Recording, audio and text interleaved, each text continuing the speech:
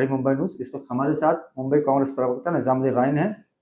Sir, आज हम आपसे ये जानना चाहेंगे, जिस तरह से बीजेपी सरकार ने 150 साल पूरा होने पर वंदे मातरम को महाराष्ट्र में जो है कि सभी स्कूलों में सभी धर्मों को अनिवार्य कर दिया है वंदे मातरम पढ़ने के लिए। हालांकि उसमें कांग्रेस जो है इसका विरोध कर रही है, क्या वजह है, क्या कहेंगे इस पर? नहीं, कांग्रेस विरोध नहीं कर रही है। बीजेपी जो है इसका राजनीतिक लाभ लेने की बात कर रही है। बीजेपी का ये कहना है कि भारत की आज़ादी के लिए जब लड़ रहे थे देश के सैनिक, और उस वक्त सैनिक क्या, देश के जो नागरिक थे जो जंगे आज़ादी में लड़े, उन लोगों को लेकर पहले वंदे मातरम पढ़ाया जाता था। वो लोग पढ़ते थे, जोश पैदा करते थे। उसके बाद उसमें कुछ बदलाव आए थे कि पहले शुरू की जो 4 पंक्तियां हैं वंदे मातरम की, उसको लेकर किसी को विरोध नहीं है, सभी पढ़ते हैं। बीजेपी उसका मुस्लिम्स के अगेंस्ट कैसे इस्तेमाल करके दूसरे चुनाव पर उसका कैसे इफेक्ट डाला जाए, उसको बदलने के लिए उन्होंने काम किया। सबको पता है कि बीजेपी ये खेल खेल रही है। आपने एक सवाल किया कि कांग्रेस विरोध क्यों करेगी। कांग्रेस ही थी देश की आजादी में वंदे मातरम को लाने का काम ही कांग्रेस ने किया। कांग्रेस के पहले अधिवेशन में, जिसमें गुरुजी जिन्होंने इसको लिखा बंगाल में, बंकिम चंद्र चटर्जी, उनके बाद जो है मौलाना आजाद उसमें मौजूद थे, दूसरे लोग थे, जवाहरलाल नेहरू जी थे, सबकी मौजूदगी में पढ़ा गया और पढ़ा जा रहा है। कांग्रेस का कोई भी कार्यक्रम आज भी बगैर वंदे मातरम के कोई कार्यक्रम नहीं होता, तो उसमें विरोध का विषय नहीं है। विषय विरोध का यह है कि ये जो ड्रामा कर रहे हैं, जो बदमाशी कर रहे हैं, ये महाराष्ट्र सरकार और मुख्यमंत्री और उनके जो लोढ़ा जी यहाँ के मंत्री हैं, उन्होंने पिछले दिनों इसको जो है हिंदू मुस्लिम विरोधी के तौर पर दिखाया और उन्होंने ये कहा कि मुसलमान इसको नहीं पढ़ता तो उसे पढ़ना पड़ेगा। तो जब पढ़ना पड़ेगा का विषय आया तो देश से 2 बड़े लोगों ने इसका विरोध किया। उन्होंने अबू आसिम आजमी जो सपा के अध्यक्ष हैं, उनके घर मोर्चा लेके गए। फिर हम सभी लोगों ने ये कहा कि मंगल प्रसाद लोढ़ा को मंत्रिमंडल से हटाया जाए, क्योंकि किसी मंत्री को यह अधिकार नहीं है कि वो जो है किसी भी निर्णय के लिए किसी के दरवाजे तक जाए। लेकिन उनका मकसद तो वो है नहीं। उनका मकसद है कि हिंदू पढ़ रहा है तो मुसलमान क्यों नहीं।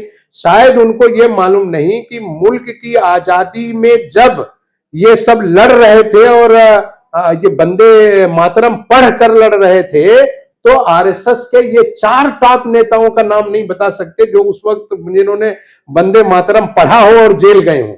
मैं अभी भी दावे के साथ कह सकता हूं कि उस वक्त आरएसएस अंग्रेजों की दलाली कर रही थी और इसका विरोध कर रही थी, क्योंकि उस वक्त जो है वंदे मातरम का ये विरोध कर रहे थे। इन्होंने एफआईआर कराया, जिन लोगों ने वंदे मातरम पढ़ा था उनके खिलाफ। ये डॉक्यूमेंट्स है। कल मैंने पार्लियामेंट की बहस में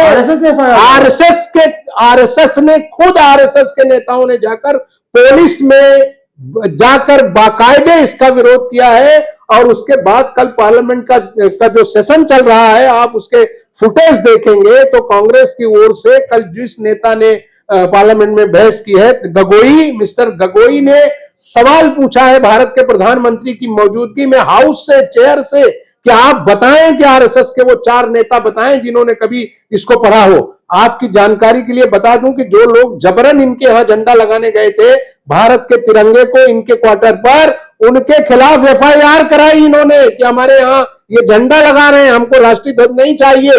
ये भारत के इतिहास में दर्ज है। ये हरामखोर लोग हैं जो मुल्क में हिंदू मुस्लिम की बात करके इस देश की खूबसूरत आजादी को तबाह कर रहे हैं और आरोप लगा रहे हैं कांग्रेस ने ही लाया इसको।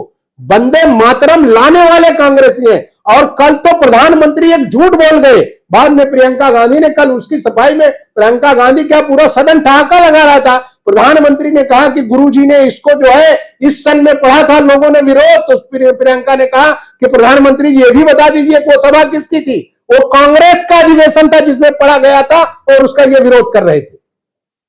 तो मैं ये समझता हूं कि ये धोखा है और ये सिर्फ और वंदे मातरम इसलिए करना चाहते हैं कि हिंदू मुसलमान हो जाए और बंगाल के चुनाव को लेकर इस पर बहस हो। मतलब आप ये कहना चाहते हैं कि बीजेपी जो भी कहीं भी होता है तो ये हिंदू मुसलमान लाके इसके अलावा उनके पास कोई चारा ही नहीं है। अगर आप उनके तमाम चीजों में से मुसलमान निकाल दें, मस्जिद निकाल दें और पाकिस्तान निकाल दें तो उनके पास कुछ बचा नहीं जिस पर वो बात कर सकें। आज जिस मुद्दे को लेकर ये देश भर में लोगों से कहते हैं कि हम बीफ का, बड़े के गोश्त का बड़ा मुद्दा रहा, 400 करोड़ चंदा लेके खा गए। आज दुनिया के टॉपर एक्सपोर्टर्स में से बीफ जो है हिंदुस्तान सेकंड नंबर पर आ गया, लार्जेस्ट, जबकि कांग्रेस के जमाने में 9वें नंबर था। ये मैं नहीं कह रहा हूं, ये इनके धर्मगुरु और जैनियों को धर्मगुरु कह रहे हैं।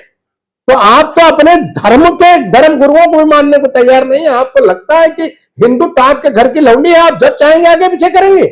आप हिंदू वेदों से है, पुराण से है, उपनिषद से है, आप उसको छोड़कर आप नया भारत गढ़ रहे हैं। आपके आरएसएस ने क्या किया, मैं पूछ रहा हूं ना, कल पार्लियामेंट में उसने पूछा है कि ऐसे 4 नेताओं का नाम बता दीजिए जिन्होंने वंदे मातरम पढ़ा और देश की आजादी के लिए शहीद हुए हो या जेल गए हो।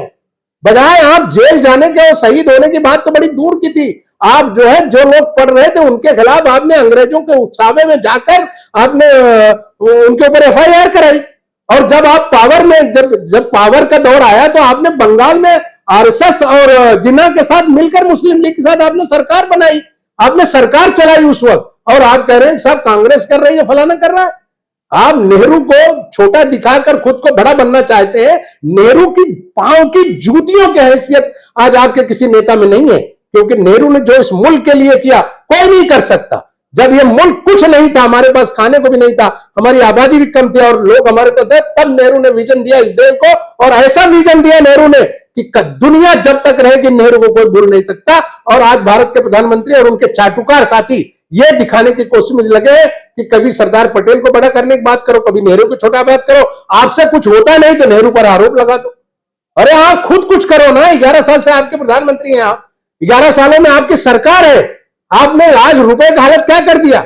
आप चिल्ला रहे थे ना जब आप गुजरात के मुख्यमंत्री थे कि जिस देश का रुपया गिरता है उस देश के प्रधानमंत्री की गरिमा गिरती है। हमारे जमाने तक तो सिर्फ 67 तक था, आपके जमाने में 90 क्रॉस कर दिया साहब। आज डॉलर कहां पहुंच गया, आप कहां पहुंच गए। आपकी हैसियत ये नहीं रह गई। रुपये मिलेंगे ना बीजेपी सर, रुपये उससे बड़े बेईमान और झूठे नहीं है। दुनिया की इकोनॉमी भारत के रुपए से नहीं चलती। दुनिया की इकोनॉमी जो है वो डॉलर में चलती है। जब हम कोई चीज परचेज करते हैं, कुछ चीज बेचते हैं, कुछ खरीदते हैं तो डॉलर में सौदा करते हैं। आपने देखा नहीं ना राफेल का सौदा डॉलर में, इंडियन रुपीज में सौदा नहीं होता, क्योंकि इंटरनेशनल मार्केट में जाने के लिए हमें जिन विषयों पर काम करना पड़ता है वो डॉलर से संबंधित है। इनकी हालत आज ऐसी हो गई है कि इनको कोई सुनने और समझने को तैयार नहीं है। अब इनके पास एक ही रास्ता बचा है, मंदिरों का उपयोग करो, धर्म का उपयोग करो, नफरत की चीजों का उपयोग करो। भाई ये वो देश है जहां वंदे मातरम गा के लोग शहीद हुए। आज उसको आप गलत तरीके से प्रपोज करके आप काम अगर करना चाहेंगे तो इतिहास दर्ज है ना। इतिहास को कौन मिटा सकता है। चलिए ठीक है। तो अभी आपने देखा कि मुंबई कांग्रेस प्रवक्ता निजामुद्दीन राय ने वंदे मातरम को लेकर बड़ी खुलकर बात की है और तमाम जिस तरह के आरोप लग रहे हैं बीजेपी लगा रही है, सभी का खंडन किया है। सहयोगी हातिम खान के साथ मैं जावेद शेख, प्रहारी मुंबई से।